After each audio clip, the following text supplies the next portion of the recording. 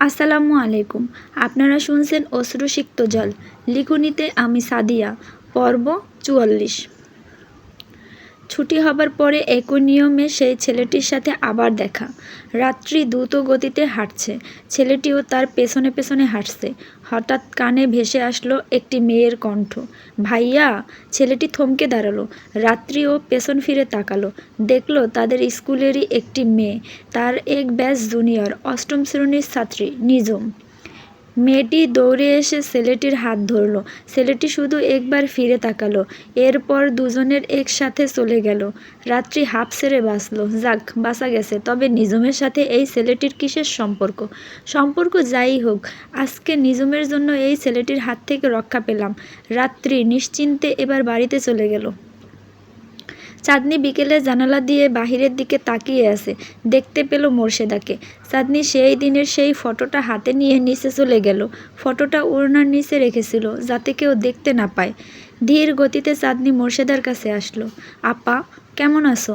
এই তো ভালো আছি। চাঁদনি, তুমি নাকি বাড়ি গিয়েছিলে, কবে আসলে? এই তো আপা, দুদিন হলো। তোমাকে দেখিনি এই দুদিন আপা। আমার একটু জ্বর হয়েছিল, তাই 2 দিন আসিনি। চাঁদনি, তুমি কি আমাকে খুঁজছো? বড় বোনটাকে না দেখতে পেয়ে তো একটু খুঁজেছি। মোর্শেদা বুঝতে পারছে চাঁদনির মুখে কোনো একটা কৌতূহলী লুকিয়ে আছে।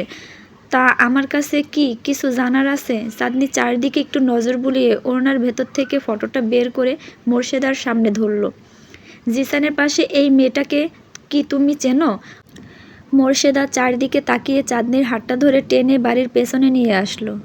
আরে আপা, তুমি এভাবে করে আমার হাত ধরে টেনে নিয়ে আসলে কেন?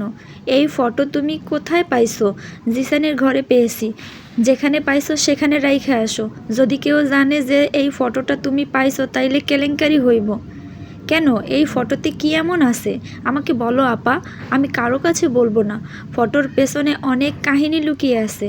এই ফটোটার জন্যই মূলত জিসান বাহিরে ছিল এত বছর। কিন্তু চাঁদনি তো জানতো জিসান পড়ালেখার জন্য বাহিরে ছিল। চাঁদনি আরও কৌতূহলীভাবে মোর্শেদাকে প্রশ্ন করল, আপা, তুমি আমাকে বলো। মোর্শেদা আমতা আমতা করে বলল, এর ব্যাপারে তোমার জানা দরকার নাই। তুমি পড়তে আইছো, পড়ো। মোর্শেদার হাতটা চেপে ধরে বলল, আপা, তোমার দোহাই লাগে, তুমি বলো। তুমি হয়তো একটা ব্যাপার জানো না। জিসানের মা মানে তোমার খালাম্মা, সে আমাকে তার ছেলের জন্য পছন্দ করে। তার ছেলেও চায় আমি যেন এই বাড়ির বউ হই। এখন তুমি বলো, যদি আমার অগোচরে কোনো অন্যায় লুকিয়ে থাকে, তাহলে পরবর্তীতে তো আমি বিপদে পড়ে যাব। কি বলতাছো বোন? জিসান তোমারে পছন্দ করে? এর আগেও জিসান অনেক মেয়ের জীবন নষ্ট করেছে। নষ্ট করেছে মানে কি করে? শোনো, জিসান এক নারীতে আসক্ত না। তুমি যদি একটু ওর ওপর নজর রাখো তাহলেই তুমি বুঝতে পারবে। আচ্ছা আপা, সেটা না হলে বুঝলাম, কিন্তু এই মেয়েটা হইতাছে ঐশী। তুমি আসার আগে এই মেয়ে এই বাড়িতেই ছিল। তাকেও আশ্বাস দেওয়া হয়েছিল বউ বানাবে। কি বলছো আপা? মা আমার সাথে এত বড় বেইমানি কি করে করলো? না বোন, তুমি খালাম্মারে বেইমান বইল না। খালাম্মা এই মাইয়ারে কোনো দিনই বউ বানাইতে চায় নাই। সে সবসময় তোমার মতন একটা শান্তশিষ্ট মিষ্টি মেয়েরে বউ বানাইতে চাইছেন। খালুজান আর জিসান মিলে এই মেয়েটারে এই বাসায় রাখছিল। খালুজান তখনও বাহিরে ছিল, তবে জিসান ভাইয়ের অনুমতিতে খালুজান রাজি হয়েছিল। প্রথম প্রথম খালাম্মা রাজি না হইলেও পরে রাজি হয়েছিল। প্রায় বিয়ে হইব হইব ভাব, এরকম সময় কি যেন একটা সমস্যা নিয়ে জিসানের সাথে প্রতিদিনই ঐশীর মধ্যে ঝগড়া হতো। খালাম্মাও জানতে পেরেছিল। কি সেই ব্যাপার যা নিয়ে দুজনের মধ্যে ঝগড়া হতো? সেই ব্যাপারটা আমরা জানি না। আমরা হইতাছি বাইরের মানুষ, অত সব কিছু তো আর জানি না। বড়লোকের বিরাট কারবার বোন, তাদের মনের খবর কেউ টের পায় না। তখন আমার বিয়ে হয় নাই, আমি এই বাড়ির ভেতরেই থাকতাম। রান্নাঘরে একটা ছোট্ট রুম আছে, সেই রুমটাতে থাকতাম। রান্নাঘরের পাশে আরও একটা তালাবদ্ধ ঘর আছে, সেটা সম্বন্ধে কি তুমি কিছু জানো? না আপা, আমি সব সময় ওই ঘরটাতে তালাবদ্ধই দেখি। ওইটার সম্বন্ধে আমি কিছুই জানি না। আচ্ছা ঠিক আছে, ওটা সম্বন্ধে আমি না হলে পরে দেখব।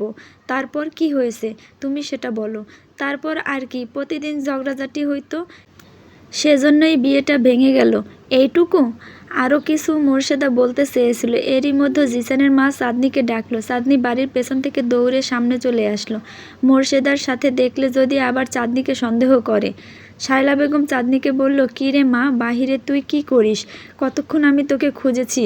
কেন মা, কোনো বিশেষ দরকার? এই তো বাহিরে একটু হাঁটছিলাম। আপনাদের এই ফুল বাগানগুলো আমার কাছে অনেক ভালো লাগে, আমাদের বাড়ির ফুলের বাগানের মতো। না, তেমন কিছু না, আমি একটু বাহিরে যাব। তাই তুই আমার সাথে যাবি? না মা, আপনি চলে যান, আমি এখন বই নিয়ে বসবো। আচ্ছা ঠিক আছে, তোর নানা নানি ঘুমাচ্ছে, আমি সন্ধ্যার মধ্যেই চলে আসব। ঠিক আছে মা। এই মেয়ের ব্যাপারে অনেক কিছু জানার ছিল, আজকে আর জানতে পারলাম না। এতক্ষণে মোর্শেদা কাজ শেষ করে চলে গেছে। মোর্শেদার মুখ দেখে বোঝা গেছে সে সবটুকু বলে নাই, নিজের ভেতর কিছু লুকিয়ে রেখেছে। না বললেও সমস্যা নাই, আমি সব বের করে ফেলব। ভুল ত্রুটি ক্ষমার দৃষ্টিতে দেখবেন। গল্পটি ভালো লাগলে পরবর্তী পর্ব পেতে চ্যানেলটি সাবস্ক্রাইব করে আমার পাশেই থাকবেন। ধন্যবাদ।